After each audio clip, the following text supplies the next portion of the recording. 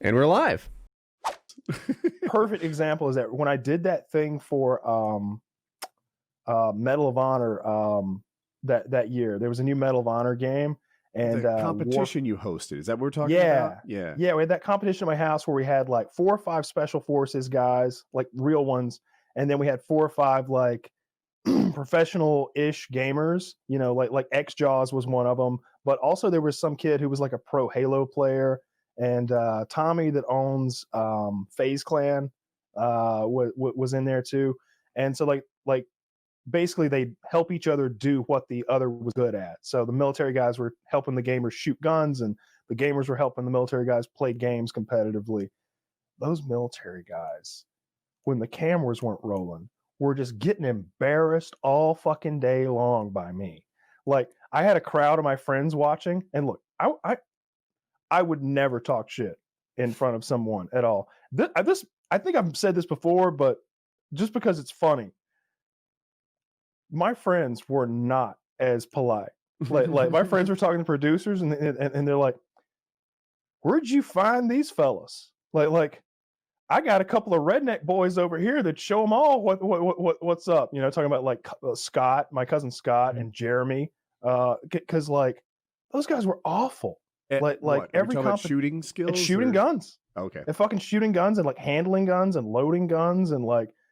I think there was like one day where like they actually had to compete with guns, and I don't remember exactly what it was, but it seems like you had to go down a zip line, hop off, run maybe 50, 75 yards, so you'd be a bit out of breath, grab the rifle, throw the magazine in it, and you had like 10 rounds in the gun, and you had like maybe 5 targets to shoot, and the targets were close-ish, like 25 yards away, and they were about pie plate size, and you had to just hit 5 targets. Oh my God, it was embarrassing. Because like first I did it because like I'm the host of the show, so like every time we do a challenge, first I'll do it and be like, this is what we're doing, and like so I kind of show the audience like what to expect leading up to this, you know, going forward. So I go down the zip line, I do a little run, I grab the gun, boom, boom, boom, boom, boom, I hit all the targets and with 1 shot each. And then it's their turn. One of the guys, so again, there's like 10 rounds in the gun, but there's like a pile of bullets on the table just for like aesthetics, just like, you know, it looks nice to have a big pile of loose ammunition sitting there. And he's having to reload the magazine. He's having to keep loading. And like, he has 3 targets to hit, and he's already shot 14 times or something like that. And like, he doesn't know how many bullets to put in. Like how confident are you in yourself at this point now that you've missed it 5 times in a row? So he's just like, at first he's like, puts 3 bullets in the magazine for 3 targets, and boom, boom, boom, hits 1. Now there's 2 targets left, and he's out of ammo again. And he's just like, all right, maybe I'll put 5 in this time. And that kept repeating, and we're all just like, what the fuck? And I think they edited it down to make them look like not idiots, but we all saw what happened. Was he unfamiliar with the platform? Like AR-15? No, never mind. If people don't know, AR-15 would be the one they would use in the military. I was thinking to myself, well, maybe when he first started, he was incompetent with a shotgun or something. But yeah, it was. I mean, it was like a fancy one. It was a Daniel Defense. I think it was the DDM4 in 6.8 SPC. Caliber doesn't matter. It's just a cool caliber with like a nice Trijicon ACOG scope on it, 3.5 power. And so like, I don't know, kind of my go-to for medium range AR shooting. And I mean, how far was the shot? So close, dude. Like so close. Like 25 yards or something? Couldn't have been 35. Yeah. Like I could have hit the shots with my bow. They were standing? Yeah. Yeah. Although I think one of them ended up propping up. One of them was an actual sniper in the Marine Corps, and instead of loading the magazine, he put the bullets one at a time into the chamber. And it's an AR, so like that's not even like a smooth thing to do no matter what you're doing.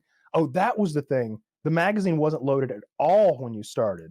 So you had to, from the very beginning, either be very confident in yourself or give yourself enough, because like you estimate your capabilities.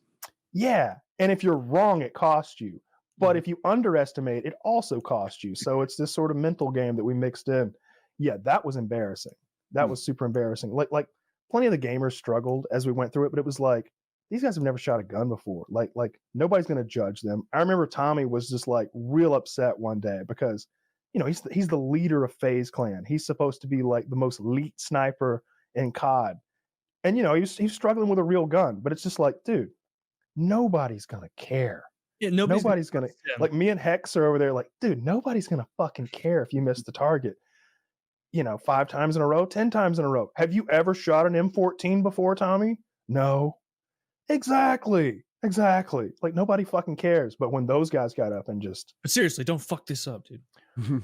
You know, I'm gonna say something nice no matter what. I'm not an asshole, but like when those guys went out there, it was just absurd. That was the most embarrassing thing I'd ever seen. Well, who would have thought they wouldn't send their SEAL Team 6 sniper out to the gaming event? I mean, shooting Iranian scientists, apparently. He's out doing. Wait, I thought that was. Did they use a drone for that or not? I heard they did, and now I don't know.